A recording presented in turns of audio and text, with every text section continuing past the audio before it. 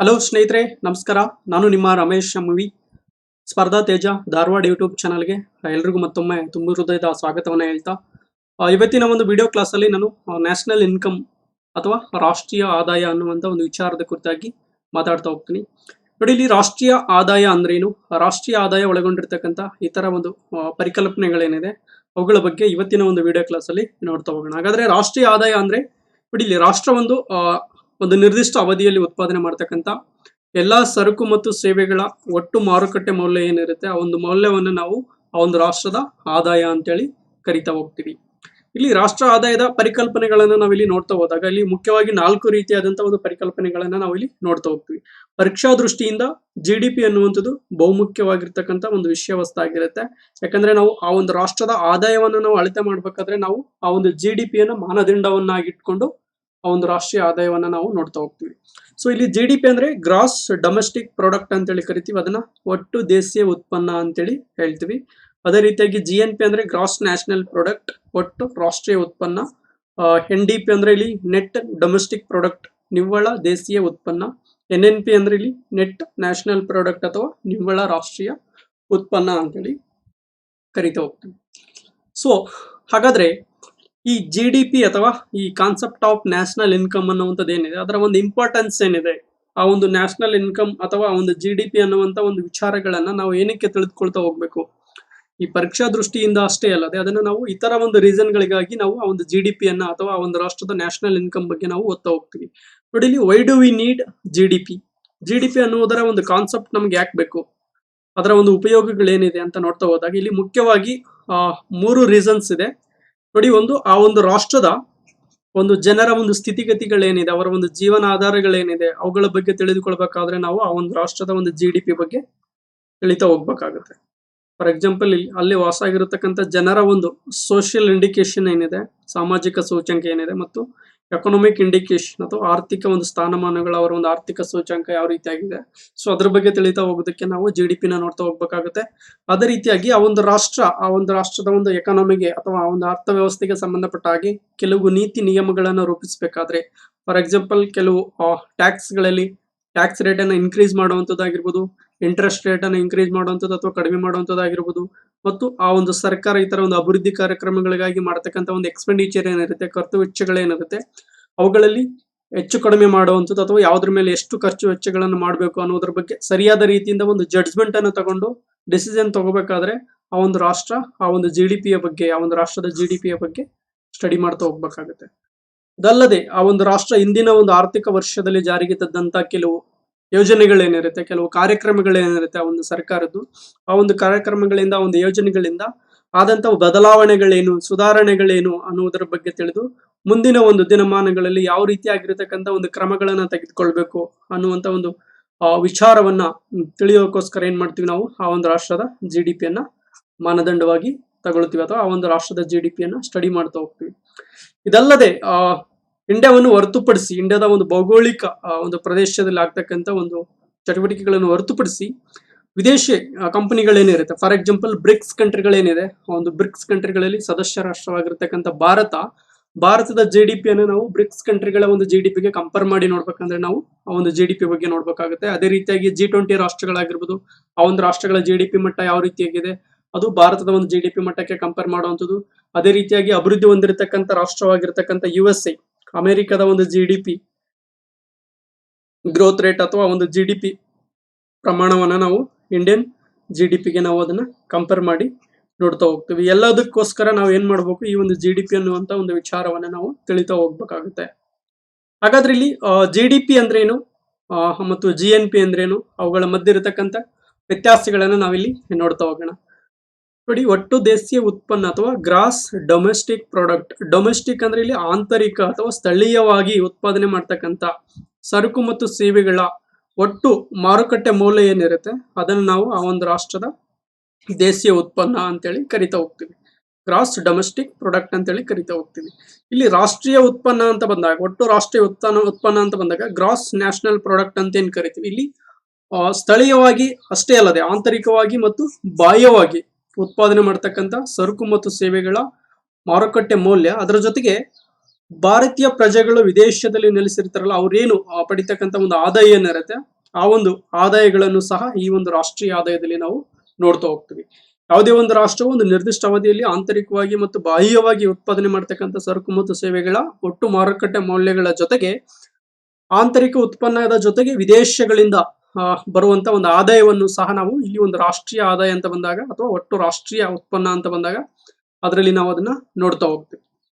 ನೋಡಿ, ಅದರ ಒಂದು ವ್ಯತ್ಯಾಸವನ್ನ ನಾವು ಇಲ್ಲಿ ಮುಂದಿನ ಒಂದು ಸ್ಲೈಡ್ ಅಲ್ಲಿ ಇನ್ನೂ ವಿವರಣಾತ್ಮಕವಾಗಿ ಸರಳ ರೀತಿಯಲ್ಲಿ ಅರ್ಥ ಮಾಡ್ಕೊಳ್ತಾ ಹೋಗೋಣ. ನೋಡಿ, ಇಲ್ಲಿ GDP ಮತ್ತು GNP ಗಳ ಮಧ್ಯೆ ಇರತಕ್ಕಂಥ ವ್ಯತ್ಯಾಸವನ್ನ ನಾನು ಈ ಒಂದು ಮ್ಯಾಪ್ ಮುಖಾಂತರ ನಿಮಗೆ ತಿಳಿಪಡಿಸ್ತಾ ಹೋಗುತ್ತೇನೆ. GDP ಅಂದ್ರೆ ಇಷ್ಟೇ, ಇದು ಇಂಡಿಯಾದ ಒಂದು ಭೌಗೋಳಿಕ ಪ್ರದೇಶ ಏನಿದೆ ಆ ಒಂದು ಭೌಗೋಳಿಕ ಪ್ರದೇಶದಲ್ಲಿ ಒಳಗಡೆ ನೆಲೆಸಿರ್ತಕ್ಕಂಥ ಅಲ್ಲಿ ಇರತಕ್ಕಂಥ ಭಾರತೀಯ ಪ್ರಜೆಗಳಾಗಿರ್ಬೋದು, ಇಂಡಿಯನ್ಸ್ ಆಗಿರ್ಬೋದು, ಫಾರಿನನ್ಸ್ ಅಥವಾ ವಿದೇಶಿ ಪ್ರಜೆಗಳಾಗಿರ್ಬೋದು, ಇಂಡಿಯನ್ ಕಾರ್ಪೊರೇಟ್ಸ್ ಅಥವಾ ಭಾರತದ ಕಂಪನಿಗಳೇ ಆಗಿರ್ಬೋದು, ಫಾರಿನ್ ಕಾರ್ಪೊರೇಟ್ಸ್ ಅಥವಾ ವಿದೇಶಿ ಕಂಪನಿಗಳು ನೆಲೆಸಿರ್ತಕ್ಕಂಥ ಭಾರತದಲ್ಲಿರ್ತಕ್ಕಂಥ ವಿದೇಶಿ ಕಂಪನಿಗಳಾಗಿರ್ಬೋದು, ಮತ್ತು ಭಾರತ ಸರ್ಕಾರ ಗೌರ್ಮೆಂಟ್ ಆಫ್ ಇಂಡಿಯಾ ಮತ್ತು ಸ್ಟೇಟ್ ಗೌರ್ಮೆಂಟ್ ಅಥವಾ ಅಲ್ಲಿರ್ತಕ್ಕಂಥ ಒಂದು ಸ್ಥಳೀಯ ಸರ್ಕಾರಗಳೇನಿದೆ ಅವೆಲ್ಲವೂ ಒಟ್ಟುಗೂಡಿ ಉತ್ಪಾದನೆ ಮಾಡತಕ್ಕಂಥ ಸರಕು ಮತ್ತು ಸೇವೆಗಳ ಒಂದು ಮಾರುಕಟ್ಟೆ ಮೌಲ್ಯ ಏನಿರುತ್ತೆ ಅದನ್ನ ನಾವು ಆ ಒಂದು ರಾಷ್ಟ್ರದ GDP ಅಂತೇಳಿ ನೋಡ್ತಾ ಹೋಗ್ತೀವಿ. ಇಲ್ಲಿ GNP ಅಂತ ಬಂದಾಗ ಇಲ್ಲಿ ನಮ್ಮ ದೇಶದ ಗಡಿಯ ಒಳಗಡೆ ನೆಲೆಸಿರತಕ್ಕಂಥ ಇಲ್ಲಿ ವಿದೇಶಿಗರನ್ನ ನಾವಿಲ್ಲಿ ಗಣನೆಗೆ ತೆಗೆದುಕೊಳ್ಳಲ್ಲ ಮತ್ತು ವಿದೇಶಿ ಕಂಪನಿಗಳನ್ನ ನಾವಿಲ್ಲಿ ಗಣನೆಗೆ ತೆಗೆದುಕೊಳ್ಳಲ್ಲ.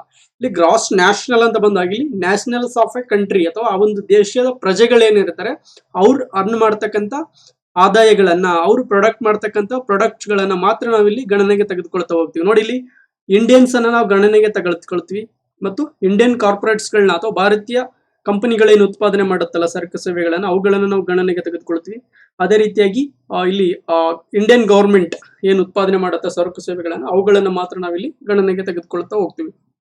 ಅದರ ಜೊತೆಗೆ ಭಾರತೀಯ ಪ್ರಜೆಗಳು ಪ್ರಪಂಚದ ಇತರ ಒಂದು ರಾಷ್ಟ್ರಗಳಲ್ಲಿ ಹೋಗಿ ನೆಲೆಸಿರ್ತಾರೆ. ಫಾರ್ ಎಕ್ಸಾಂಪಲ್ ನಾರ್ತ್ ಅಮೆರಿಕದಲ್ಲಿ ಆಗಿರ್ಬೋದು, ಲ್ಯಾಟಿನ್ ಅಮೆರಿಕದಲ್ಲಿ ಇರ್ತಕ್ಕಂಥವ್ರಾಗಿರ್ಬೋದು, ಯಾವುದೋ ಆಫ್ರಿಕನ್ ಕಂಟ್ರಿಗಳಲ್ಲಿ ಇರ್ತಕ್ಕಂಥವ್ರಾಗಿರ್ಬೋದು ಅಥವಾ ಯುರೋಪ್ ಅಲ್ಲಿ ನೆಲೆಸಿರ್ತಕ್ಕಂಥವ್ರಾಗಿರ್ಬೋದು, ಅವರು ಅರ್ನ್ ಮಾಡ್ತಕ್ಕಂಥ ಒಂದು ಆದಾಯ ಏನಿರುತ್ತೆ ಆ ಒಂದು ಆದಾಯವನ್ನು ನಾವು ಗ್ರಾಸ್ ನ್ಯಾಷನಲ್ ಪ್ರಾಡಕ್ಟ್ ಅಥವಾ GNP ಅಂತ ಏನ್ ಕರಿತೀವಿ, ಒಟ್ಟು ರಾಷ್ಟ್ರೀಯ ಉತ್ಪನ್ನ, ಅದರಲ್ಲಿ ನಾವು ನೋಡ್ತಾ ಹೋಗ್ತೀವಿ. ಫಾರ್ ಎಕ್ಸಾಂಪಲ್ ರಾಹುಲ್ ಅನ್ನುವಂಥವನು ಈ ಒಂದು ನಾರ್ತ್ ಅಮೆರಿಕದಲ್ಲಿ ವಾಸವಾಗಿದ್ದಾನೆ. ಅವನು ವಾರ್ಷಿಕವಾಗಿ 50 ರೂಪಾಯಿ ಆದಾಯವನ್ನು ಪಡಿತಾ ಹೋಗ್ತಾನೆ ಅಂತ ಅನ್ಕೊಳ್ಳಿ. ಜಸ್ಟ್ ಒಂದು ಎಕ್ಸಾಂಪಲ್ ಆಗಿ ಹೇಳ್ತಾ ಇದ್ದೀನಿ.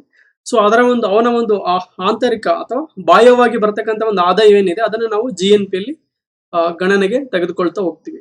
ಇಲ್ಲಿ ನೋಡಿ, ಕೆಲವು ದತ್ತಾಂಶಗಳನ್ನ ನೀಡೋದ್ರ ಮುಖಾಂತರ ಅದನ್ನ ಇನ್ನೂ ಎಕ್ಸಾಂಪಲ್ ಅನ್ನ ಹೇಳ್ತಾ ಅರ್ಥ ಮಾಡ್ಕೊಳ್ತಾ ಹೋಗೋಣ. ನೋಡಿ, ಇಲ್ಲಿ GDP ಅಂದ್ರೆ ರಾಷ್ಟ್ರದ ಒಳಗಡೆ ಇರತಕ್ಕಂಥ ಅದು ಯಾರೇ ಆಗಿರ್ಬೋದು, ವಿದೇಶಿಯರಾಗಿರ್ಬೋದು, ದೇಶೀಯರಾಗಿರ್ಬೋದು, ವಿದೇಶಿ ಕಂಪನಿಗಳಾಗಿರ್ಬೋದು ಅಥವಾ ದೇಶೀಯ ಕಂಪನಿಗಳಾಗಿರ್ಬೋದು, ಉತ್ಪಾದನೆ ಮಾಡತಕ್ಕಂಥ ಸರಕು ಸೇವೆಗಳ ಒಟ್ಟು ಮಾರುಕಟ್ಟೆ ಮೌಲ್ಯ. ಫಾರ್ ಎಕ್ಸಾಂಪಲ್ ಟಾಟಾ ಕಂಪನಿ ಅನ್ನುವಂಥದ್ದು ದೇಶೀಯ ಕಂಪನಿ ಆಗಿರುತ್ತೆ. ಇಲ್ಲಿ ವಾಕ್ಸ್ ವ್ಯಾಗನ್ ಅನ್ನುವಂಥದ್ದು ವಿದೇಶಿ ಕಂಪನಿ. ಟಾಟಾ ಕಂಪನಿ ಒಂದು ವರ್ಷದಲ್ಲಿ ಸರಕು ಸೇವೆಗಳ ಒಂದು ಉತ್ಪಾದನೆಯಿಂದ ಪಡಿತಕ್ಕಂಥ ಮೌಲ್ಯ ಏನಾಗಿದೆ 200 ರೂಪೀಸ್ ಆಗಿದೆ. ಇಲ್ಲಿ ವಾಕ್ಸ್ ವ್ಯಾಗನ್ 100 ರೂಪೀಸ್ ಅನ್ನು ಪಡಿತಾ ಹೋಗ್ತದೆ. ಇವೆಲ್ಲವನ್ನು ಒಟ್ಟುಗೂಡಿಸಿ ನಾವು ಅದನ್ನ 300 ರೂಪೀಸ್ ಏನಿದೆ ಅದನ್ನ ನಾವು ಆ ಒಂದು ರಾಷ್ಟ್ರದ GDP ಅಂತೇಳಿ ಕರಿತಾ ಹೋಗ್ತೀವಿ. ಇಲ್ಲಿ GNP ಅಂತ ಬಂದಾಗ ನಾವಿಲ್ಲಿ ವಿದೇಶಿ ಕಂಪನಿ ಆಗಿರ್ತಕ್ಕಂಥ ವ್ಯಾಕ್ಸ್ ವ್ಯಾಗನ್ ಅರ್ನ್ ಮಾಡ್ತಕ್ಕಂಥ 100 ರೂಪೀಸ್ ನಾವಿಲ್ಲಿ ಗಣನೆಗೆ ತೆಗೆದುಕೊಳ್ಳಲ್ಲ. ನೋಡಿ, GNP ಅಂತ ಬಂದಾಗ GDP plus X minus Y ಅಂತೇಳಿ ಕರಿತೀವಿ. ಇಲ್ಲಿ GDP 300 ಇದೆ, ಅದರಲ್ಲಿ ಪ್ಲಸ್ 50 ರೂಪೀಸ್ ರಾಹುಲ್ ಅಥವಾ ಭಾರತೀಯ ಪ್ರಜೆಗಳು ವಿದೇಶಗಳಲ್ಲಿದ್ದು ಅರ್ನ್ ಮಾಡ್ತಕ್ಕಂಥ ಒಂದು ಆದಾಯ ಏನಿದೆ 50 ರೂಪೀಸ್ ನಾವು ಅದರಲ್ಲಿ ಆಡ್ ಮಾಡ್ತಾ ಹೋಗ್ತೀವಿ. ಅದೇ ರೀತಿಯಾಗಿ ಈ ಒಂದು 100 ರೂಪೀಸ್ ವಿದೇಶಿ ಕಂಪನಿ, ಭಾರತದಲ್ಲಿರ್ತಕ್ಕಂಥ ವಿದೇಶಿ ಕಂಪನಿ ಅರ್ನ್ ಮಾಡ್ತಕ್ಕಂಥ 100 ರೂಪೀಸ್ ನಾವಿಲ್ಲಿ ಡಿಡಕ್ಟ್ ಮಾಡ್ತಾ ಹೋಗ್ತೀವಿ. ಇಲ್ಲಿ 350 100 ರೂಪೀಸ್ ಡಿಡಕ್ಟ್ ಮಾಡಿದ್ರೆ ಎಷ್ಟು ಉಳಿಯುತ್ತೆ? 250 ರೂಪೀಸ್ ಉಳಿಯುತ್ತೆ. ಈ ಒಂದು 250 ರೂಪೀಸ್ ಅನ್ನುವಂಥದ್ದು ಆ ಒಂದು ರಾಷ್ಟ್ರದ GNP ಆಗಿರುತ್ತೆ ಅಥವಾ ಗ್ರಾಸ್ ನ್ಯಾಷನಲ್ ಪ್ರಾಡಕ್ಟ್, ಒಟ್ಟು ರಾಷ್ಟ್ರೀಯ ಉತ್ಪನ್ನವಾಗಿರುತ್ತೆ. ಸೊ ಇದು GDP ಮತ್ತು GNP ಗಳ ಮಧ್ಯೆ ಇರತಕ್ಕಂತ ಒಂದು ವ್ಯತ್ಯಾಸ. ಹಾಗಾದ್ರೆ ಇಲ್ಲಿ NDP ಅಂದ್ರೇನು? ನೆಟ್ ಡೊಮೆಸ್ಟಿಕ್ ಪ್ರಾಡಕ್ಟ್ ಅಥವಾ ನಿವ್ವಳ ದೇಶೀಯ ಉತ್ಪನ್ನ ಅಂದ್ರೇನು ಮತ್ತು ನೆಟ್ ನ್ಯಾಷನಲ್ ಪ್ರಾಡಕ್ಟ್ ಅಥವಾ ನಿವ್ವಳ ರಾಷ್ಟ್ರೀಯ ಉತ್ಪನ್ನ ಅಂದ್ರೇನು? ನೋಡಿ, ಇಲ್ಲಿ ಟಾಟಾ ಕಂಪನಿ ನಾನು ಆಗ್ಲೇ ಹೇಳಿದೆ 200 ರೂಪೀಸ್ ಅನ್ನು ಉತ್ಪಾದನೆ ಮಾಡುತ್ತೆ. ವ್ಯಾಕ್ಸ್ ವ್ಯಾಗನ್ ಭಾರತದಲ್ಲಿ ಇರತಕ್ಕಂಥ ವಿದೇಶಿ ಕಂಪನಿ 100 ರೂಪೀಸ್ ಅನ್ನು ಅರ್ನ್ ಮಾಡ್ತಾ ಹೋಗುತ್ತೆ. ಸೊ ಈ ಒಂದು ಪ್ರೊಡಕ್ಷನ್ ಪ್ರೋಸೆಸ್ ಅಲ್ಲಿ ಈ 10 ರೂಪೀಸ್ ನಷ್ಟವನ್ನು ಅನುಭವಿಸ್ತಾ ಹೋಗುತ್ತೆ ಯಾವುದು? ಟಾಟಾ ಕಂಪನಿ. ಅದೇ ರೀತಿ ವ್ಯಾಕ್ಸ್ ವ್ಯಾಗನ್ ಅನ್ನುವಂಥದ್ದು ಈ ಒಂದು ಪ್ರೊಡಕ್ಷನ್ ಪ್ರೋಸೆಸ್ ಅಲ್ಲಿ 5 ರೂಪೀಸ್ ನಷ್ಟವನ್ನು ಅನುಭವಿಸ್ತಾ ಹೋಗುತ್ತೆ. ಈ ಒಂದು ಬಂಡವಾಳ ಸರಕುಗಳ ಒಂದು ನಶಿಸಿ ಹೋಗುವಿಕೆ ಅಂತದಾಗಿರ್ಬೋದು ಅಥವಾ ಇತರ ಯಾವ್ದಾದ್ರು ಒಂದು ರಾ ಮೆಟೀರಿಯಲ್ಸ್ ಗಳಲ್ಲಿ ನಷ್ಟ ಆಗುವಂಥದ್ದು. ಸೊ ಹಲವು ಕಾರಣಗಳಿಂದಾಗಿ ಏನಾಗುತ್ತೆ, ಈ ಒಂದು ನಷ್ಟವನ್ನು ಅನುಭವಿಸ್ತಾ ಹೋಗ್ತವೆ. ಈ ಒಂದು ನಷ್ಟ ಆಗಿರ್ತಕ್ಕಂಥ 15 ರೂಪೀಸ್ ಏನಿದೆ ಟಾಟಾ ಕಂಪನಿದು 10 rupees Volkswagen 5 rupees, total 15 rupees ಇರುತ್ತೆ. 15 rupees ಅದು ನಷ್ಟ ಆಗಿರ್ತಕ್ಕಂಥ ಅಮೌಂಟ್. ಇಲ್ಲಿ NDP ಅಂತ ಬಂದಾಗ ನೆಟ್ ಡೊಮೆಸ್ಟಿಕ್ ಪ್ರಾಡಕ್ಟ್ ಅಥವಾ ನಿವ್ವಳ ದೇಶೀಯ ಉತ್ಪನ್ನ ಅಂತ ಬಂದಾಗ 285 rupees ಏನಿದೆ ಇದು ನಿವ್ವಳ ದೇಶೀಯ ಉತ್ಪನ್ನ ಆಗುತ್ತೆ. 300 ಅಲ್ಲಿ -15 rupees ಅನ್ನ ನಾವು ಡಿಡಕ್ಟ್ ಮಾಡ್ತಾ ಹೋಗ್ತೀವಿ.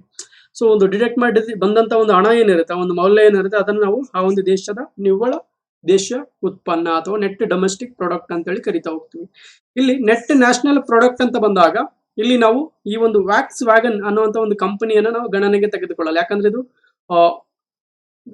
ನಿವ್ವಳ ರಾಷ್ಟ್ರೀಯ ಉತ್ಪನ್ನವಾಗಿರುತ್ತೆ. ಇಲ್ಲಿ ನ್ಯಾಷನಲ್ಸ್ ಆಫ್ ಎ ಕಂಟ್ರಿ ಏನಿರ್ತಾರೆ, ಒಂದು ರಾಷ್ಟ್ರದ ಪ್ರಜೆಗಳು ಏನಿರ್ತಾರೆ, ಅವರು ಅರ್ನ್ ಮಾಡ್ತಕ್ಕಂಥ ಆದಾಯಗಳನ್ನ ನಾವು ಇಲ್ಲಿ ಗಣನೆಗೆ ತೆಗೆದುಕೊಳ್ತಾ ಹೋಗ್ತೀವಿ. ಇಲ್ಲಿ ಟಾಟಾ ಕಂಪನಿಯನ್ನು ನಾವು ಗಣನೆಗೆ ತೆಗೆದುಕೊಳ್ತೀವಿ. For example Tata company 200 rupees ಅನ್ನ ಅರ್ನ್ ಮಾಡ್ತಾ ಇದೆ ಫರ್ ಇಯರ್ ಸರಕು ಮತ್ತು ಸೇವೆಗಳ ಉತ್ಪಾದನೆಯಿಂದ. ಅಲ್ಲಿ 10 ರೂಪಾಯಿ ನಷ್ಟವನ್ನು ಅನುಭವಿಸ್ತಾ ಹೋಗ್ತಿದೆ. ಇಲ್ಲಿ ನಾವು ವ್ಯಾಕ್ಸ್ ವ್ಯಾಗನ್ ಅನ್ನು ತೆಗೆದುಕೊಳ್ಳುತ್ತಿಲ್ಲ, ಅದ್ರ ಬದಲಾಗಿ ರಾಹುಲ್ ಅನ್ನುವಂಥವ್ರು ಏನು ವಿದೇಶದಲ್ಲಿ ವಾಸವಾಗಿದ್ದಾನೆ, ಭಾರತೀಯ ಪ್ರಜೆ ಆಗಿರ್ತಾನೆ ಅವನು, ರಾಹುಲ್ ಅನ್ನುವಂಥನು ವಿದೇಶದಲ್ಲಿ ವಾಸವಾಗಿ ಅವನು 50 rupees ಅನ್ನ ಅರ್ನ್ ಮಾಡ್ತಾ ಇದ್ದಾನೆ. ಸೊ ಅಲ್ಲಿ ಆ 50 rupees ಅನ್ನ ನಾವು ಗಣನೆಗೆ ತೆಗೆದುಕೊಳ್ತೀವಿ. ಈ ಒಂದು ಅರ್ನ್ ಮಾಡ್ತಕ್ಕಂಥ ಒಂದು ಸಂದರ್ಭದಲ್ಲಿ ಆ ಒಂದು ಪ್ರೊಡಕ್ಷನ್ ಅಥವಾ ಆ ಒಂದು ಸರಕು ಮತ್ತು ಸೇವೆಗಳ ಉತ್ಪಾದನಾ ಒಂದು ಪ್ರೋಸೆಸ್ ಏನಿದೆ, ಆ ಒಂದು ಸಂದರ್ಭದಲ್ಲಿ 5 rupees ನಷ್ಟವನ್ನು ಅನುಭವಿಸ್ತಾ ಹೋಗ್ತಾನೆ ರಾಹುಲ್ ಅನ್ನೋದು. ಸೊ ಇಲ್ಲಿ 5 rupees ಅನ್ನ ನಾವು ಡಿಡಕ್ಟ್ ಮಾಡ್ತಾ ಹೋಗ್ತೀವಿ. 5 rupees ಪ್ಲಸ್ 10 rupees 50 rupees ಅನ್ನ ಈ ಒಂದು 250 rupees ಈ ಒಂದು ಗ್ರಾಸ್ ನ್ಯಾಷನಲ್ ಪ್ರಾಡಕ್ಟ್ ಏನಿದೆ ಅದರಲ್ಲಿ ಈ ಒಂದು 15 rupees ಅನ್ನ ನಾವು ಡಿಡಕ್ಟ್ ಮಾಡ್ತಾ ಹೋಗ್ತೀವಿ. ಉಳಿದಂತ 245 rupees ಏನಿದೆ ಆ ಒಂದು ರಾಷ್ಟ್ರದ ನೆಟ್ ನ್ಯಾಷನಲ್ ಪ್ರಾಡಕ್ಟ್ ಆಗಿರುತ್ತೆ, ಆ ಒಂದು ರಾಷ್ಟ್ರದ ನಿವ್ವಳ ರಾಷ್ಟ್ರೀಯ ಉತ್ಪನ್ನವಾಗಿರುತ್ತೆ. ಸೊ ಇದು GDP ಮತ್ತು GNP ಗಳ ಮಧ್ಯೆ ಇರತಕ್ಕಂಥ ವ್ಯತ್ಯಾಸ. ಅದರ ಜೊತೆಗೆ ಇಲ್ಲಿ NDP ಮತ್ತು NNP ಗಳ ಮಧ್ಯೆ ಇರತಕ್ಕಂಥ ವ್ಯತ್ಯಾಸ. ಇಲ್ಲಿ ಮುಖ್ಯವಾಗಿ ಪರೀಕ್ಷಾ ದೃಷ್ಟಿಯಿಂದ ನಾವು GDP ಯನ್ನ ಮತ್ತು GNP ಯನ್ನ ನಾವು ತಲೆಯಲ್ಲಿ ಇಟ್ಕೊಂಡ್ರೆ ಸಾಕು. ಯಾಕಂದ್ರೆ ಪರೀಕ್ಷಾ ದೃಷ್ಟಿಯಿಂದ ಆ ಒಂದು GDP ಅನ್ನುವಂತ ಒಂದು ಕಾನ್ಸೆಪ್ಟ್ ಬಹುಮುಖ್ಯವಾಗಿ ನಮಗೆ ಬೇಕಾಗ್ತಾ ಹೋಗುತ್ತೆ. ನಾನು ಇನ್ನೊಂದು ಸಲ ಅದನ್ನ ಬ್ರೀಫ್ ಆಗಿ ಹೇಳ್ತಾ ಹೋಗ್ತೀನಿ. GDP ಅಂದ್ರೆ ಇಷ್ಟೇ, ಒಂದು ದೇಶದ ಗಡಿಯೊಳಗಡೆ ಉತ್ಪಾದನೆ ಆಗ್ತಕ್ಕಂಥ ಸರಕು ಸೇವೆಗಳ ಒಟ್ಟು ಮಾರುಕಟ್ಟೆ ಮೌಲ್ಯ, irrespective of who is producing it, ಅಥವಾ ಅದನ್ನ ಯಾರು ಉತ್ಪಾದನೆ ಮಾಡ್ತಾರೆ ಅನ್ನೋದು ನಮಗೆ ಬೇಕಾಗಿಲ್ಲ. ಅದು ರಾಷ್ಟ್ರದ ಗಡಿಯೊಳಗಡೆ ಆಗ್ತಾ ಇರಬೇಕು. ಆ ಒಂದು ಆರ್ಥಿಕ ಚಟುವಟಿಕೆ ಏನಿದೆ ಆ ಒಂದು ರಾಷ್ಟ್ರದ ಗಡಿಯೊಳಗಡೆ ಆಗ್ತಿರ್ಬೇಕು. ಫಾರ್ ಎಕ್ಸಾಂಪಲ್ ನಾನು ಹೇಳ್ತಾ ಹೋದೆ ಆಗ್ಲೇ, ಮತ್ತೊಂದ್ಸಲ ರಿಪೀಟ್ ಹೇಳ್ತಾ ಹೋಗ್ತೀನಿ. ಇಂಡಿಯನ್ಸ್ ಆಗಿರ್ಬೋದು, ಇಂಡಿಯನ್ ಕಂಪನಿಗಳಾಗಿರ್ಬೋದು, ಫಾರಿನನ್ಸ್ ಆಗಿರ್ಬೋದು, ಫಾರಿನ್ ಕಂಪನಿಗಳಾಗಿರ್ಬೋದು, ಮತ್ತು ಭಾರತ ಸರ್ಕಾರ ಸ್ಥಳೀಯ ಸರ್ಕಾರವನ್ನು ಒಳಗೊಂಡು ಮತ್ತು ರಾಜ್ಯ ಸರ್ಕಾರವನ್ನು ಒಳಗೊಂಡು ಭಾರತ ಸರ್ಕಾರ ಏನೋ ಒಂದು ವರ್ಷದ ಅವಧಿಯಲ್ಲಿ ಉತ್ಪಾದನೆ ಮಾಡ್ತಕ್ಕಂಥ ಸರಕು ಸೇವೆಗಳ ಒಟ್ಟು ಮೌಲ್ಯವನ್ನ ನಾವು GDP ಅಂತೇಳಿ ಕರಿತಾ ಹೋಗ್ತೀವಿ. GNP ಅಂತ ಬಂದಾಗ ನಾವಿಲ್ಲಿ ವಿದೇಶಿ ಕಂಪನಿಗಳು ಮತ್ತು ವಿದೇಶಿ ಪ್ರಜೆಗಳು ಉತ್ಪಾದನೆ ಮಾಡ್ತಕ್ಕಂಥ ಸರಕು ಸೇವೆಗಳೇನಿದೆ ಭಾರತದ ಗಡಿಯೊಳಗೆ ಅದನ್ನ ಹೊರತುಪಡಿಸಿ ಬರೀ ಭಾರತೀಯ ಪ್ರಜೆಗಳು, ಭಾರತೀಯ ಕಂಪನಿ ಮತ್ತು ಭಾರತ ಸರ್ಕಾರ, ಅದರ ಜೊತೆಗೆ ಭಾರತೀಯ ಪ್ರಜೆಗಳು ಇಂಡಿಯನ್ಸ್ ಲಿವಿಂಗ್ ಔಟ್ಸೈಡ್ ಇಂಡಿಯಾ, ಭಾರತೀಯ ಪ್ರಜೆಗಳು ವಿದೇಶಗಳಲ್ಲಿ ಏನ್ ನೆಲೆಸಿರ್ತಾರೆ ಅವರ ಒಂದು ಆದಾಯ ಏನಿರುತ್ತೆ ಅದನ್ನ ನಾವು ಈ ಒಂದು NDP ಅಥವಾ GNP ಅನ್ನುವಂತ ಒಂದು ಇದರಲ್ಲಿ ಕನ್ಸಿಡರ್ ಮಾಡ್ತಾ ಹೋಗ್ತೀವಿ. ಸೊ ಹಾಗಾದ್ರೆ ಈ ಒಂದು ರಾಷ್ಟ್ರೀಯ ಆದಾಯದಲ್ಲಿ ಬರ್ತಕ್ಕಂಥ ಕೆಲವು ಅಂಶಗಳ ಬಗ್ಗೆ ನಾವಿಲ್ಲಿ ತಿಳಿತಾ ಹೋಗೋಣ. ನೋಡಿ, ಇಲ್ಲಿ ಟೈಮ್ ಪೀರಿಯಡ್ ನಾನು ಆಗ್ಲೇ ಹೇಳಿದೆ, ಒಂದು GDP ಆಗಿರ್ಬೋದು, GNP ಆಗಿರ್ಬೋದು, ಅದರ ಒಂದು ಮಾಪನವನ್ನು ಮಾಡ್ಬೇಕಾದ್ರೆ ನಮಗೆ ನಿರ್ದಿಷ್ಟವಾಗಿರ್ತಕ್ಕಂಥ ಒಂದು ಕಾಲಮಾನ ಇರಬೇಕು, ಒಂದು ಟೈಮ್ ಪೀರಿಯಡ್ ಇರಬೇಕು, ಒಂದು ಫೈನಾನ್ಸಿಯಲ್ ಇಯರ್ ಅಂತ ಏನ್ ಕರಿತೀವಿ ಅದಿರ್ಬೇಕಾಗುತ್ತೆ. ನೋಡಿ, ಇಲ್ಲಿ ನಾವು ಒಂದು ಇಯರ್ ಅನ್ನ 2 ರೀತಿಯಾಗಿ ಡಿವೈಡ್ ಮಾಡ್ತಾ ಹೋಗ್ತೀವಿ. ಒಂದು ಕ್ಯಾಲೆಂಡರ್ ಇಯರ್ 1 January 31 December ವರೆಗೆ ಇರುತ್ತೆ. ಅಂದ್ರೆ 1 January ಸ್ಟಾರ್ಟ್ ಆಗುತ್ತೆ, ಅದು ಎಂಡ್ ಆಗೋದು 31 December ಗೆ, ಅದು ಕ್ಯಾಲೆಂಡರ್ ಇಯರ್ ಎಂಡ್ ಆಗುತ್ತೆ ಹೋಗುತ್ತೆ. ಇಲ್ಲಿ ಫೈನಾನ್ಸಿಯಲ್ ಇಯರ್ ಅಂತ ಬಂದಾಗ ಇಲ್ಲಿ 1 April to 31 March ವರೆಗೆ ಇರುತ್ತೆ. ಇಲ್ಲಿ 1 April ಇದು ಫೈನಾನ್ಸಿಯಲ್ ಇಯರ್ ಸ್ಟಾರ್ಟ್ ಆಗುತ್ತೆ, 31 March ಗೆ ಅದು ಎಂಡ್ ಆಗ್ತಾ ಹೋಗುತ್ತೆ.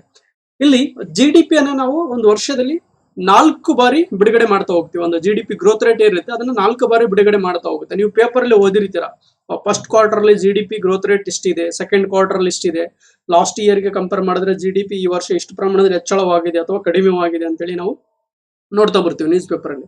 ಇಲ್ಲಿ ಕ್ವಾರ್ಟರ್ ಅಂದ್ರೆ ಏನಪ್ಪಾ, ಒಂದು ಆರ್ಥಿಕ ವರ್ಷ ಏನಿರುತ್ತೆ, ಒಂದು ಫೈನಾನ್ಸಿಯಲ್ ಇಯರ್ ಏನಿರುತ್ತೆ ಅದನ್ನ ನಾವು 4 ಭಾಗಗಳಾಗಿ ಡಿವೈಡ್ ಮಾಡ್ತಾ ಹೋಗ್ತೀವಿ. ಯಾವ ರೀತಿಯಾಗಿ, first quarter, second quarter, third quarter, fourth quarter ಅಂತೇಳಿ. ಅಂದ್ರೆ ಒಂದು ಕ್ವಾರ್ಟರ್ ಅಲ್ಲಿ 3 ತಿಂಗಳುಗಳು ಇರುತ್ತೆ. ಅಂದ್ರೆ 3 months ಕ್ಯಾರಿ ಈಚ್ ಕ್ವಾರ್ಟರ್. ಅಂದ್ರೆ ಈ ಒಂದು ಕ್ವಾರ್ಟರ್ ಅಲ್ಲಿ ನಾವು 3 ಮಂತ್ಗಳು ಸೇರಿ ನಾವು ಒಂದು ಕ್ವಾರ್ಟರ್ ಅಂತ ಹೇಳ್ತಾ ಹೋಗ್ತೀವಿ. ಪ್ರತಿ ಕ್ವಾರ್ಟರ್ ಅಲ್ಲಿ ನಾವು ಆ ಒಂದು GDP ಗ್ರೋತ್ ರೇಟ್ ಅನ್ನ ಭಾರತ ಸರ್ಕಾರ ಏನಿರುತ್ತೆ ಅದನ್ನ ಬಿಡುಗಡೆ ಮಾಡ್ತಾ ಹೋಗುತ್ತೆ. ಸೊ ಇದು ಈ ಒಂದು ಟೈಮಿಂಗ್ ಅಥವಾ ಒಂದು ನಿರ್ದಿಷ್ಟ ಕಾಲಮಾನಕ್ಕೆ ಸಂಬಂಧಪಟ್ಟಂತ ಮಾಹಿತಿ. ಅದೇ ರೀತಿಯಾಗಿ ಜಿಯೋಗ್ರಫಿಕಲ್ ಟೆರಿಟರಿ ನಾನು ಹೇಳಿದೆ, ಯಾವುದೇ ಒಂದು ರಾಷ್ಟ್ರದ ದೇಶದ ಗಡಿಯೊಳಗಡೆ ನೋಡಿ, ಇಲ್ಲಿ ಭಾರತದ ಒಂದು ಗಡಿಯೊಳಗಡೆ GDP ಅಂತ ಬಂದಾಗ ಭಾರತದ ಒಂದು ಗಡಿಯೊಳಗಡೆ ಉತ್ಪಾದನೆ ಆಗ್ತಕ್ಕಂಥ ಸರಕು ಸೇವೆಗಳ ಒಟ್ಟು ಮಾರುಕಟ್ಟೆ ಮೌಲ್ಯ. ಇಲ್ಲಿ ಇನ್ನೊಂದು ನೋಡ್ತಾ ಹೋಗ್ತೀವಿ, ಜಿಯೋಗ್ರಾಫಿಕಲ್ ಟೆರಿಟರಿ ಆದ್ಮೇಲೆ ಇಲ್ಲಿ ಪೊಲಿಟಿಕಲ್ ಟೆರಿಟರಿ ಅಂತ ನೋಡ್ತೀವಿ. ಪೊಲಿಟಿಕಲ್ ಟೆರಿಟರಿ ಅಂತ ಬಂದಾಗ ನಾವು ಜಿಯೋಗ್ರಾಫಿಕಲ್ ಟೆರಿಟರಿಯನ್ನು ಹೊರತುಪಡಿಸಿ, ಭಾರತದ ಗಡಿ ಪ್ರದೇಶವನ್ನು ಹೊರತುಪಡಿಸಿ ಇತರ ಭಾಗಗಳಲ್ಲಿ ಭಾರತೀಯ ಪ್ರಜೆಗಳು ಮಾಡ್ತಕ್ಕಂಥ ಒಂದು ಆರ್ಥಿಕ ಚಟುವಟಿಕೆಗಳೇನಿರುತ್ತೆ, ಅವುಗಳಿಂದ ಬಂದಂತ ಒಂದು ಆದಾಯ ಏನಿರುತ್ತೆ, ಅದನ್ನ ನಾವು ಇಂಡಿಯನ್ GDP ಕನ್ಸಿಡರ್ ಮಾಡ್ತೀವಿ. ಯಾವ ರೀತಿಯಪ್ಪ ಅಂತಂದ್ರೆ ನೋಡಿ, ಇಲ್ಲಿ ಮಿಲಿಟರಿ ಎಸ್ಟಾಬ್ಲಿಷ್ಗಳಾಗಿರ್ಬೋದು ಅಥವಾ ಭಾರತೀಯ ಒಂದು ಪ್ರಜೆಗಳೇನಿರ್ತಾರೆ ಅಥವಾ ಭಾರತ ಸರ್ಕಾರ ಇತರ ಒಂದು ರಾಷ್ಟ್ರಗಳಲ್ಲಿ ಹೋಗಿ ಮಿಲಿಟರಿ ಪಡೆಗಳನ್ನು ಸ್ಥಾಪನೆ ಮಾಡುವಂಥದ್ದು, ಅದರಿಂದ ಬರ್ತಕ್ಕಂಥ ಆದಾಯವನ್ನ ನಾವು ಇಲ್ಲಿ GDP ನೋಡ್ತಾ ಹೋಗ್ತೀವಿ.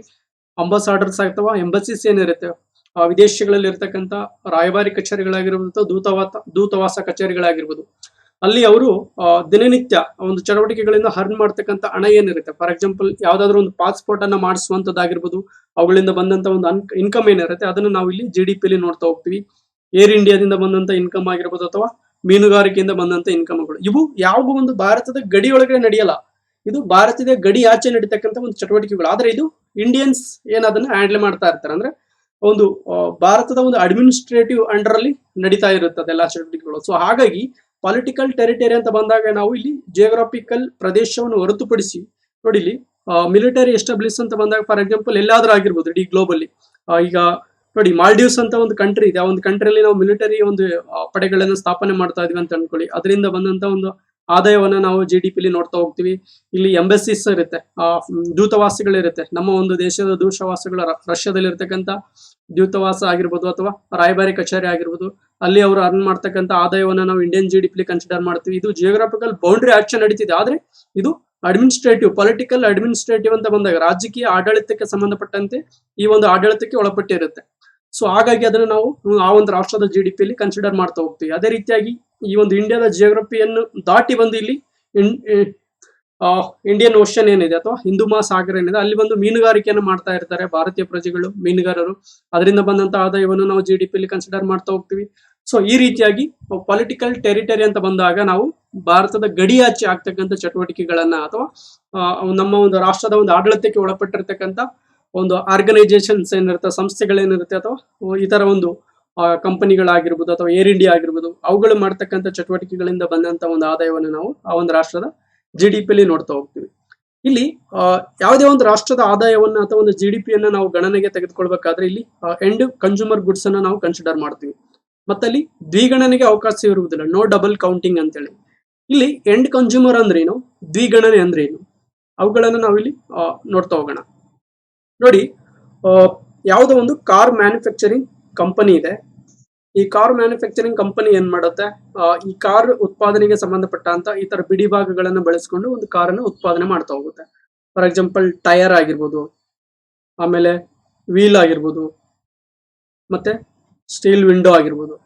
ಸೊ ಇವುಗಳನ್ನ ಈ ಮೂರು ಒಂದು ಬಿಡಿ ಭಾಗಗಳೇನಿರುತ್ತೆ ಇವುಗಳನ್ನ ಅಸೆಂಬಲ್ ಮಾಡಿ ಒಂದು ಫೈನಲ್ ಔಟ್ಪುಟ್ ಒಂದು ಕಾರನ್ನ ರೆಡಿ ಮಾಡ್ತಾ ಹೋಗುತ್ತೆ. ಆ ಒಂದು ಕಾರನ್ನ ಮಾರುಕಟ್ಟೆಯಲ್ಲಿ ಮಾರಾಟ ಮಾಡ್ತಾ ಹೋಗುತ್ತೆ. ಇಲ್ಲಿ ಈ ಒಂದು ಟೈರ್ ಮೇಲೆ 10 ರೂಪಾಯಿ ಇನ್ವೆಸ್ಟ್ ಮಾಡಿರುತ್ತೆ, ಈ ವೀಲ್ ಮೇಲೆ 10 ರೂಪಾಯಿ ಇನ್ವೆಸ್ಟ್ ಮಾಡಿರುತ್ತೆ, ಮತ್ತೆ ಈ ಸ್ಟೀಲ್ ವಿಂಡೋ ಈ ತರ ಒಂದು ಇದು ವಸ್ತುಗಳೇನಿದೆ ಅದರ ಮೇಲೆ 10 ರೂಪಾಯಿ ಇನ್ವೆಸ್ಟ್ ಮಾಡಿರುತ್ತೆ. ಟೋಟಲ್ ಆಗಿ ಈ ಒಂದು ಕಾರ್ ಮ್ಯಾನುಫ್ಯಾಕ್ಚರಿಂಗ್ ಕಂಪನಿ ಏನಿದೆ 30 ರೂಪೀಸ್ ಹಣವನ್ನು ಇನ್ವೆಸ್ಟ್ ಮಾಡಿ ಒಂದು ಕಾರನ್ನ ರೆಡಿ ಮಾಡುತ್ತೆ. ಇದು ಜಸ್ಟ್ ಅಜಂಪ್ಷನ್ ಗೋಸ್ಕರ ನಾನು ಹೇಳ್ತಾ ಇದ್ದೀನಿ. 30 ರೂಪೀಸ್ ಹಣವನ್ನ ಇನ್ವೆಸ್ಟ್ ಮಾಡಿ ಒಂದು ಕಾರನ್ನ ರೆಡಿ ಮಾಡುತ್ತೆ. ಆ ಒಂದು 30 ರೂಪೀಸ್ ಜೊತೆಗೆ ಪ್ಲಸ್ 10 ರೂಪೀಸ್ ತನ್ನ ಲಾಭವನ್ನು ಇಟ್ಕೊಂಡು ಅದನ್ನ ಮಾರುಕಟ್ಟೆಯಲ್ಲಿ 40 ರೂಪಾಯಿಗೆ ಮಾರಾಟ ಮಾಡ್ತಾ ಹೋಗುತ್ತೆ. ಇದು ಒಂದು ಫಿನಿಶ್ಡ್ ಗುಡ್ಸ್ ಏನಿರುತ್ತೆ, ಎಂಡ್ ಕನ್ಸ್ಯೂಮರ್ ಗುಡ್, ಅದರ ಒಂದು ಬೆಲೆಯನ್ನ 40 ರೂಪಾಯಿ ಅಂತೇಳಿ ನಿರ್ಧರಿಸ್ತಾ ಹೋಗ್ತೇವೆ. ನಾವಿಲ್ಲಿ ಇದನ್ನ ನಾವು ಗಣನೆಗೆ ತೆಗೆದುಕೊಳ್ತೀವಿ. 40 ರೂಪಾಯಿ ಅನ್ನುವಂಥದ್ದನ್ನ ನಾವು ಗಣನೆಗೆ ತೆಗೆದುಕೊಳ್ತೀವಿ ಹೊರತು ಈ ಒಂದು 30 ರೂಪೀಸ್ ಏನಿರುತ್ತೆ ಆ ಒಂದು ಬಿಡಿ ಭಾಗಗಳ ಮೇಲೆ ಇನ್ವೆಸ್ಟ್ ಮಾಡಿರ್ತಕ್ಕಂಥ ಹಣವನ್ನ ನಾವು ಇಲ್ಲಿ ಗಣನೆಗೆ ತೆಗೆದುಕೊಳ್ಳಲ್ಲ. ಯಾಕಂದ್ರೆ ಇದು ಈ ಒಂದು 30 ರೂಪೀಸ್ ಅನ್ನುವಂಥದ್ದು ಆಲ್ರೆಡಿ ಈ ಒಂದು 40 ರೂಪೀಸ್ ಏನಿದೆ ಅದರಲ್ಲಿ ಇನ್ಕ್ಲೂಡ್ ಆಗಿರುತ್ತೆ. ಸೊ ಹಾಗಾಗಿ ಇಲ್ಲಿ ಎಂಡ್ ಕನ್ಸ್ಯೂಮರ್ ಅಂತ ಬಂದಾಗ ಅದರ ಒಂದು ಫೈನಲ್ ಪ್ರೈಸ್ ಏನಿರುತ್ತೆ ಅದನ್ನ ನಾವು ಇಲ್ಲಿ ಗಣನೆಗೆ ತೆಗೆದುಕೊಳ್ತಾ ಹೋಗ್ತೀವಿ. ಸೊ ಇಲ್ಲಿ ಹಾಗಾದ್ರೆ ಡಬಲ್ ಕೌಂಟಿಂಗ್ ಅಂದ್ರೆ ಏನು? ಡಬಲ್ ಕೌಂಟಿಂಗ್ ಅಂದ್ರೆ ಏನು ನೋಡಿ, ಯಾರೋ ಒಬ್ಬ ವ್ಯಕ್ತಿ 2010ರಲ್ಲಿ ಒಂದು ಕಾರನ್ನ ಪರ್ಚೇಸ್ ಮಾಡಿರ್ತಾನೆ. ಎಷ್ಟಕ್ಕೆ? 1 ಲಕ್ಷ ರೂಪಾಯಿಗೆ ಒಂದು ಕಾರನ್ನ ಪರ್ಚೇಸ್ ಮಾಡಿರ್ತಾನೆ. ಅದನ್ನ 2022ರಲ್ಲಿ ಅದನ್ನ ಮತ್ತೆ ಇನ್ನೊಬ್ಬ ವ್ಯಕ್ತಿಗೆ ಮಾರಾಟ ಮಾಡ್ತಾ ಹೋಗ್ತಾನೆ. ಎಷ್ಟಕ್ಕೆ? 20,000ಕ್ಕೆ ಅದನ್ನ ಇನ್ನೊಬ್ಬ ವ್ಯಕ್ತಿಗೆ ಮಾರಾಟ ಮಾಡ್ತಾ ಹೋಗ್ತಾನೆ. ಈ 1,00,000 ಅನ್ನುವಂಥದ್ದು ಆಲ್ರೆಡಿ ಈ ಒಂದು 2010ರ ಒಂದು GDP ಯಲ್ಲಿ ಇನ್ಕ್ಲೂಡ್ ಆಗಿರುತ್ತೆ ಅಥವಾ ಗಣನೆಗೆ ತೆಗೆದುಕೊಂಡಿರ್ತಾರೆ ಆ ಒಂದು GDP ಯಲ್ಲಿ. ಈ 20K ಅಥವಾ 20,000 ಅನ್ನುವಂಥದ್ದು 2022ರ ಒಂದು GDP ಏನಿದೆ ಅದರಲ್ಲಿ ನಾವು ಗಣನೆಗೆ ತೆಗೆದುಕೊಳ್ಳಲ್ಲ. ಯಾಕಂದ್ರೆ ಇದು ಆಲ್ರೆಡಿ ಈ ಒಂದು 2010ರ ಒಂದು GDP ಯಲ್ಲಿ ಅದನ್ನ ನಾವು ಕನ್ಸಿಡರ್ ಮಾಡಿರ್ತೀವಿ. ಹಾಗೇನಾದ್ರೂ ಮತ್ತೆ ನಾವು ಅದನ್ನ 2022ರ ಒಂದು GDP ಯಲ್ಲಿ ಅದನ್ನ ಆಡ್ ಮಾಡ್ತಾ ಹೋದರೆ ಅದು ಡಬಲ್ ಕೌಂಟಿಂಗ್ ಆಗುತ್ತೆ. ಯಾಕಂದ್ರೆ ಇದು ಹಳೆ ಕಾರನ್ನ ಆಲ್ರೆಡಿ 2010ರಲ್ಲಿ ತಗೊಂಡಿರ್ತಕ್ಕಂಥ ಕಾರ್ 1,00,000 ರೂಪಾಯಿ ಕೊಟ್ಟು ಆ 1,00,000 ಅನ್ನುವಂಥದ್ದು ಆಲ್ರೆಡಿ ಆ ಒಂದು GDP ಯಲ್ಲಿ ಆಡ್ ಆಗಿರುತ್ತೆ. ಅದೇ ಕಾರನ್ನ ನಾವು ಮತ್ತೆ ಇನ್ನೊಬ್ಬನಿಗೆ ಮಾರಾಟ ಮಾಡ್ತಿದೀವಿ, ಅದರಿಂದ 20,000 ರೂಪಾಯಿಯನ್ನು ಪಡಿತಾ ಇದೀವಿ. ಒಂದು 20,000 ಅನ್ನೋದು ಎಕ್ಸ್ಟ್ರಾ ಜನರೇಟ್ ಆಗಿರ್ತಕ್ಕಂಥ ಇನ್ಕಮ್ ಇರಲ್ಲ, ಅದೇ ಒಂದು ಹಳೆ ಕಾರಿಗೆ ಬಂದಂತ ಒಂದು ಇನ್ಕಮ್ ಆಗಿರುತ್ತೆ. ಸೊ ಹಾಗಾಗಿ ನಾವು ಅದನ್ನ ಇಲ್ಲಿ ಡಬಲ್ ಕೌಂಟ್ ಮಾಡಕ್ ಹೋಗಲ್ಲ. ಸೊ ಹಾಗಾದ್ರೆ ಇಲ್ಲಿ ಈ ಒಂದು ಕಾರು ಓನರ್ ಏನಿರ್ತಾನೆ ಆ ಒಂದು ಕಾರನ್ನು ಮಾರಾಟ ಮಾಡ್ಬೇಕಾದ್ರೆ ಒಬ್ಬ ಥರ್ಡ್ ಪರ್ಸನ್ ಮುಖಾಂತರ ಅದನ್ನ ಮಾರಾಟ ಮಾಡ್ತಾ ಹೋಗ್ತಾನೆ ಅಂತ ಅನ್ಕೊಳ್ಳಿ. ಒಬ್ಬ ಥರ್ಡ್ ಪರ್ಸನ್ ಅದನ್ನ ಮಾರಾಟ ಮಾಡಿಸ್ತಾನೆ ಇನ್ನೊಬ್ಬ ವ್ಯಕ್ತಿಗೆ. ಈ ಥರ್ಡ್ ಪರ್ಸನ್ ಏನ್ ಮಾಡ್ತಾನೆ, ಈ ಒಂದು ಕಾರನ್ನ ಮಾರಾಟ ಮಾಡಿಸುವುದರ ಮುಖಾಂತರ 1000 ರೂಪೀಸ್ ಕಮಿಷನ್ ಅನ್ನ ಪಡಿತಾ ಹೋಗ್ತವೆ. ಎಷ್ಟು? 1000 ರೂಪೀಸ್ ಕಮಿಷನ್ ಅನ್ನ ಪಡಿತಾ ಹೋಗ್ತಾನೆ. ಈ ಒಂದು 1000 ರೂಪೀಸ್ ಕಮಿಷನ್ ಅನ್ನುವಂಥದ್ದು ಏನಿರುತ್ತೆ ಆ ಒಂದು 2022ರ ಒಂದು GDP ಯಲ್ಲಿ ನಾವು ಗಣನೆಗೆ ತೆಗೆದುಕೊಳ್ಬಹುದು. ಯಾಕಂದ್ರೆ ಇದು ಕಾರಿನ ಒಂದು ಬೆಲೆಯನ್ನ ಹೊರತುಪಡಿಸಿ ಈ ಒಂದು ಥರ್ಡ್ ಪಾರ್ಟಿ ಪರ್ಸನ್ ಏನಿರ್ತಾನಲ್ಲ ಅವನು ಮಾಡ್ತಕ್ಕಂಥ ಕೆಲವು ಆಕ್ಟಿವಿಟೀಸ್ ಗಳಿಂದ, ಫೈನಾನ್ಸಿಯಲ್ ಆಕ್ಟಿವಿಟೀಸ್ ಗಳಿಂದ ಜನರೇಟ್ ಆಗಿರ್ತಕ್ಕಂಥ ಒಂದು ಹಣ ಆಗಿರುತ್ತೆ. ಇದು ಎಕ್ಸ್ಟ್ರಾ ಮನಿ ಆಗಿರುತ್ತೆ, ಎಕ್ಸ್ಟ್ರಾ ಜನರೇಟ್ ಆಗಿರ್ತಕ್ಕಂಥ ಇನ್ಕಮ್ ಇದು. ಸೊ ಹಾಗಾಗಿ ಈ ಒಂದು 1000 ರೂಪೀಸ್ ಅನ್ನುವಂಥ ಕಮಿಷನ್ ಏನಿದೆ ಅದನ್ನ ನಾವು ಒಂದು ರಾಷ್ಟ್ರದ GDP ಯಲ್ಲಿ ನಾವು ಕನ್ಸಿಡರ್ ಮಾಡ್ತಾ ಹೋಗ್ತೀವಿ. ಸೊ ಇದು ಒಂದು ಡಬಲ್ ಕೌಂಟಿಂಗ್ ಅಥವಾ ದ್ವಿಗಣನೆಗೆ ಸಂಬಂಧಪಟ್ಟಂತ ಒಂದು ಮಾಹಿತಿ ಆಗಿರುತ್ತೆ. ಸೊ ಹಾಗಾದ್ರೆ ಇಲ್ಲಿ ಗುಡ್ಸ್ ಅಂಡ್ ಸರ್ವಿಸಸ್ ಅಂತ ಹೇಳಿದ್ವಿ. ಒಂದು ರಾಷ್ಟ್ರ ಒಂದು ನಿರ್ದಿಷ್ಟ ವರ್ಷದಲ್ಲಿ ಉತ್ಪಾದನೆ ಮಾಡತಕ್ಕಂಥ ಸರಕು ಮತ್ತು ಸೇವೆಗಳ ಒಟ್ಟು ಮಾರುಕಟ್ಟೆ ಮೌಲ್ಯವನ್ನು ನಾವು GDP ಅಂತ ಹೇಳಿ ಕರಿತೀವಿ ಅಂತ ಹೇಳಿದ್ವಿ. ಇಲ್ಲಿ ಗುಡ್ಸ್ ಅಂಡ್ ಸರ್ವಿಸಸ್ ಅಂದ್ರೆ ಏನು ನೋಡಿ. ಗುಡ್ಸ್ ಅಂತ ಬಂದಾಗ ನಾವು ಹಲವು ರೀತಿಯಾದಂತಹ ಸರಕುಗಳನ್ನು ನೋಡ್ತಾ ಹೋಗ್ತೀವಿ. ಇಲ್ಲಿ ಲಕ್ಸುರಿಯಸ್ ಐಟಮ್ಸ್ ಆಗಿರ್ಬೋದು, ಫಾರ್ ಎಕ್ಸಾಂಪಲ್ 4 ವೀಲರ್ ಆಗಿರ್ಬೋದು, 2 ವೀಲರ್ಸ್ ಆಗಿರ್ಬೋದು, ಲ್ಯಾಪ್ಟಾಪ್ ಆಗಿರ್ಬೋದು, ರಿಯಲ್ ಎಸ್ಟೇಟ್ ಬಿಲ್ಡಿಂಗ್ ಆಗಿರ್ಬೋದು, ಮೊಬೈಲ್ಗಳಾಗಿರ್ಬೋದು, AC ರೆಫ್ರಿಜರೇಟರ್ಸ್ಗಳಾಗಿರ್ಬೋದು, ಅಥವಾ ಈ ತರ ಒಂದು ದಿನನಿತ್ಯದ ಬಳಕೆಗೆ ಬಳಸ್ತಕ್ಕಂಥ ಸರಕುಗಳಾಗಿರ್ಬೋದು, ಊಟ ತಿಂಡಿ ಇದೆಲ್ಲವನ್ನು ನಾವು ಒಂದು ಗುಡ್ಸ್ಗಳ ಒಂದು ಅಡಿಯಲ್ಲಿ ಅದನ್ನ ಕನ್ಸಿಡರ್ ಮಾಡ್ತಾ ಹೋಗ್ತೀವಿ. ಇಲ್ಲಿ ಅಲ್ಪಾವಧಿಗೆ ಬಳಸ್ತಕ್ಕಂಥ ಸರಕುಗಳಿರುತ್ತೆ ಮತ್ತು ದೀರ್ಘಾವಧಿಗೆ ಬಳಸ್ತಕ್ಕಂಥ ಒಂದು ಸರಕುಗಳಿರುತ್ತೆ. ಸೊ ಅವುಗಳ ಒಂದು ಒಟ್ಟು ಮಾರುಕಟ್ಟೆ ಮೌಲ್ಯವನ್ನು ನಾವು ಈ ಒಂದು GDP ಯಲ್ಲಿ ನಾವು ಗಣನೆಗೆ ತೆಗೆದುಕೊಳ್ತಾ ಹೋಗ್ತೀವಿ. ಸರ್ವಿಸಸ್ ಬಂದಾಗ ಇಲ್ಲಿ ಎಜುಕೇಶನ್ ಬರುತ್ತೆ. ಶಿಕ್ಷಣ ಅನ್ನುವಂಥದ್ದು ಒಂದು ಸೇವೆ, ಎಜುಕೇಶನ್ ಆಗಿರ್ಬೋದು, ಕಾಲ್ ಸೆಂಟರ್ ಅನ್ನೋದಾಗಿರ್ಬೋದು, ಅಥವಾ ಸಾಫ್ಟ್ವೇರ್ ಸರ್ವಿಸಸ್ ಏನಿದೆ ಅದಾಗಿರ್ಬೋದು, ಮತ್ತು ಡಾಕ್ಟರ್ಸ್ ಏನಿದ್ದಾರೆ ಅವರು ನೀಡ್ತಕ್ಕಂಥ ಒಂದು ಸೇವೆಗಳೇನಿದೆ ಅದು ಒಂದು ಇದರೆಲ್ಲ ಕನ್ಸಿಡರ್ ಮಾಡ್ತಾ ಹೋಗ್ತೀವಿ. ಮತ್ತು ಬ್ಯೂಟಿ ಪಾರ್ಲರ್ ಅನ್ನುವಂಥದ್ದು ಸಹ ಒಂದು ಸೇವೆಗಳ ಅಡಿಯಲ್ಲಿ ಬರುತ್ತೆ. ನಾವಿಲ್ಲಿ ಬ್ಯೂಟಿ ಪಾರ್ಲರ್ಗೆ ಹೋಗಿ ಒಂದು ಇಂದಿಷ್ಟು ಹಣವನ್ನ ಕೊಟ್ಟು ನಾವು ಅಲ್ಲಿ ಆ ಒಂದು ಸರ್ವಿಸಸ್ ಅನ್ನ ಪಡಿತಾ ಹೋಗ್ತೀವಿ. ಅದೇ ರೀತಿಯಾಗಿ ಟೆಲಿಕಾಂ ಸೆಕ್ಟರ್ಸ್ ಆಗಿರ್ಬೋದು, ಸಮೂಹ ಮಾಧ್ಯಮ ಅಂತ ಏನು ಕರಿತೀವಿ ಅವಾಗಿರ್ಬೋದು, ಮತ್ತು ಟ್ರಾನ್ಸ್ಪೋರ್ಟೇಷನ್ ಸೆಕ್ಟರ್ ಆಗಿರ್ಬೋದು. ಇಲ್ಲಿ ಏರ್ ಇಂಡಿಯಾ ಬರುತ್ತೆ, ರೈಲ್ವೆ ಬರುತ್ತೆ, ಮೆಟ್ರೋ ಬರುತ್ತೆ. ಈ ತರ ಒಂದು ಟ್ರಾನ್ಸ್ಪೋರ್ಟೇಷನ್ ಸಿಸ್ಟಮ್ ಏನಿದೆ ಅದೆಲ್ಲವೂ ಒಂದು ಸರ್ವಿಸಸ್ ಅಡಿಯಲ್ಲಿ ಬರ್ತಾ ಹೋಗುತ್ತೆ. ಸೊ ಇವೆಲ್ಲವನ್ನ ನಾವು ಆ ಒಂದು GDP ಇದರಲ್ಲಿ ನಾವು ಆಡ್ ಮಾಡ್ತಾ ಹೋಗ್ತೀವಿ. ಸೊ ಹಾಗಾದ್ರೆ ಇಲ್ಲಿ ಟಾಪ್ 10 ಎಕಾನಮಿ ಅಂತ ಬಂದಾಗ, ಇಡೀ ವರ್ಲ್ಡ್ ಅಲ್ಲಿ ಟಾಪ್ 10 ಎಕಾನಮಿ ಅಂತ ಬಂದಾಗ GDP ಲಿ ಅಮೆರಿಕ ಅನ್ನುವಂಥದ್ದು ಟಾಪ್ 1 ರ್ಯಾಂಕ್ ಅಲ್ಲಿ ಇದೆ. ಅಂದ್ರೆ $20.89 ಟ್ರಿಲಿಯನ್ ಒಂದು ಆರ್ಥಿಕ ಒಂದು ಮಟ್ಟವನ್ನ ಹೊಂದಿದ್ದು, ಒಂದು ಆರ್ಥಿಕ ಒಂದು ಪ್ರಮಾಣವನ್ನು ಹೊಂದಿದ್ದು ಅಮೆರಿಕ ಅನ್ನುವಂಥದ್ದು ಏನಾಗಿದೆ ವರ್ಲ್ಡ್ ಅಲ್ಲಿ ಟಾಪ್ 1 ಎಕಾನಮಿ ಆಗಿ ಹೊರಹೊಮ್ಮಿದೆ. ಯಾವುದು? ಒಂದು 20.89 ಟ್ರಿಲಿಯನ್ GDP ಅನ್ನು ಹೊಂದಿರತಕ್ಕಂಥ ಒಂದು ರಾಷ್ಟ್ರ.